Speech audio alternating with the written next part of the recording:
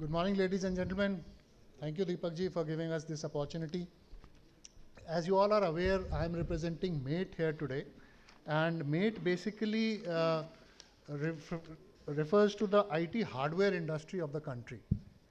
Now, this IT hardware or the IT industry is driven by the strong domestic growth, the demand, the growth of the middle class sector, and the government initiatives in helping the digitalization part of it to grow.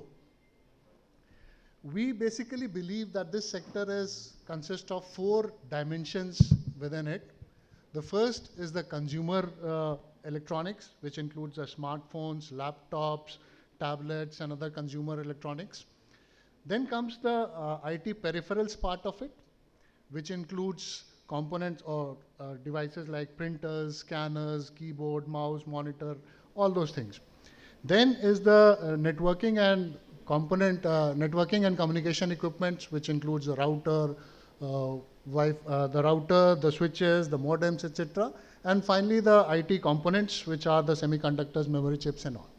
Now, this industry has rapidly grown over a period of time, and the present market is assumed to be almost $100 billion.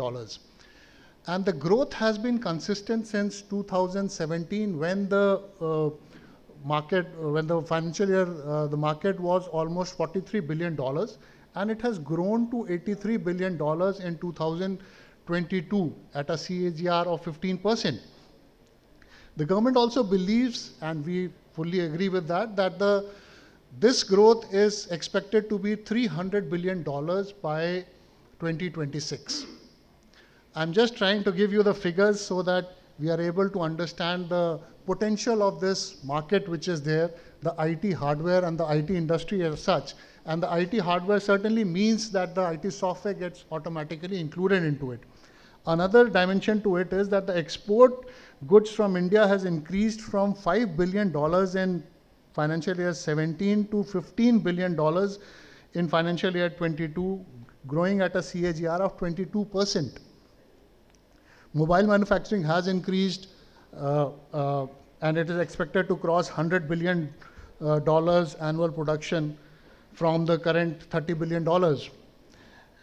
And during the financial year 22-23, March, April, electronic goods exports were recorded at 23.57 billion as compared to $15.66 billion in 2021-22, registering a substantive growth of 50.2%. Why I'm trying to bring out this data is that this is the time for IT hardware industry to grow again in our country. People here are all knowledgeable person, and they'll agree with me that way back, maybe a quarter back, there was a boom of software industry in our country. And we did very good in that, and the software industry progressed very well. However, the hardware industry did get a setback because of the policies which were there at that time to support the software industry. Now the time has changed, and with the current China plus one sentiment going around, we have a huge potential of building up the IT industry domestically in our country. And we firmly believe that this is a short window of maybe 4 to 5 years where we have to achieve this. And I'm sure with support of people like you who are active participants in the industry, this is bound to happen. Otherwise, other countries who are also trying to do it may take the lead in it. However, we are pretty confident that this is going to come to India in any case. I'll take just 2 minutes to talk about something else. While I was coming here, I met somebody, and where the discussion just turned into the digital transformation part of it. And it was said that smaller industries do not need transformation. The smaller businesses do not need transformation. So this I had mentioned earlier also, and maybe Dr. Biswajit has heard it. This is an incident which happened with me personally, and that is why I just wanted to share it with all of you to tell you about the transformation that can happen at a micro level as well. Way back before the COVID had happened, post dinner, me and my wife used to often walk around, and there used to be a pan wala, and we used to have a pan and then come back. This used to happen probably once or twice a week. But then COVID happened and we just forgot about it. One day out of the blues, I got a message from somebody saying, if you want your favorite pan delivered at your address, we can do it. I was surprised. What is this? How did this happen? Then after maybe a week or so, because I didn't respond, I just thought and then missed it. After a week or so, I get another message saying, if you want anything essential delivered to your house, essential means the bread, butter, milk, anything, we can get it delivered. Now I got curious. I asked, who is it? Then he said, the pan wala. So I went to his shop. I said, what is this? Kar kya rahe ho tum? So he said, first I said, where did you get my number from? He said, once you made a UPI payment and therefore from that I picked up your number. I'm sorry. Now this was interesting. I said, okay, so now what is your plan? He said, my business is finished, but I wanted to survive. And mind you, he's a 8th class pass panwala. His son was in 12th that time from a government school. He did help him.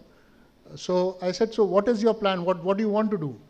He said, Abhi, I'll start delivering these essential services to our members so that people who are here around, so that it is helpful for them and I can also grow on my business. I said, good, that's a good idea. What else? He said, I'm creating a WhatsApp group and if you want to be part of it, I can make you a member of it. I said, what will the WhatsApp group do? Karna kya chahte ho again? He said that most of the people who come to my shop for smoking actually want to quit smoking and therefore they take just one cigarette and smoke it there instead of buying a packet and then go away. And while they are standing with me smoking the cigarette, they ask me about, aur batao kya chal raha hai, what's happening, is somebody selling something, somebody buying something or whatever. So he said he'll create this group and let people know what is happening within this community and if there's any selling, buying happening, that will happen. Now this is a person who is almost illiterate, is using technology so effectively for his business that I was very impressed. We were trying to transform, in my earlier avatar when I was in CDT, we were trying to transform businesses at large level, small level also, but never did we see this kind of enthusiasm for a business owner who wanted to change things altogether. Generally, there's a lot of inertia. However, this inertia was missing in him, and that is why he was successful. Unfortunately, due to some death in the family or something, he had to go back to his hometown tier 3 city in UP. But then I checked again through someone and I was told that he has started the same business there also. And he has something which is a equivalent of a Swiggy, OLX, Blinkit, everything running in that small community. So these are the kind of people which we have in our country who have the potential to create anything from nothing. So this was a very interesting incident. So I thought I must share it here with all of you, because this had actually made an impact on my thinking also. Okay, how can things change? You cannot expect that only educated people and learned people are capable of making the changes in the technological world. These are the small players who have already done it. Well, so coming back to our industry growth which was happening here, the government of India is also doing so much in this. The PLI 2.0 for IT hardware is with an outlay of 22,890 crores is a proof that government is also trying to push the hardware industry to a growth path. However, there are a certain set of disabilities which do exist. Firstly is the dependency of the imported components which are there, which we need to handle. Though the government is focusing on it, it will take some time. Second disability is the lack of R&D. In fact, a few days back, we were in a meeting where one of the ministers mentioned that out of the 500 large companies, 400 have some part of their R&D in India. So that means that there is certainly the capability within our country to do that. But most of these R&Ds are for these larger companies who have to do it for their own. So with that as a background, we have approached the government to come up with certain design centers within our country. In our institutions, we have large number of very good institutions in our country, wherein industry and academia can collaborate in creating IPs of maybe products which are generally as of now brought CKD and assembled here only. if we have the IP of our own built in here, it will definitely benefit the country. The idea here, what we are propagating is that if this IP could be created, the design could be created by these institute, invested by some kind of money invested by the government and provided to the SMEs at a subsidized rate so that they can build their own products is what we are propagating, and we are pretty confident that once this is in place, we will be able to get the success out of it.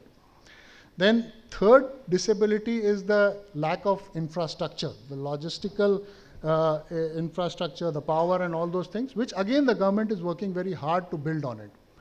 So the ecosystem right now is certainly in place for the country to grow, and we are confident with people like you who have the potential and are working towards the growth process in whatever way you are contributing is the future. So I'll take a pause here. I'm available here for anybody if you have any questions or any queries.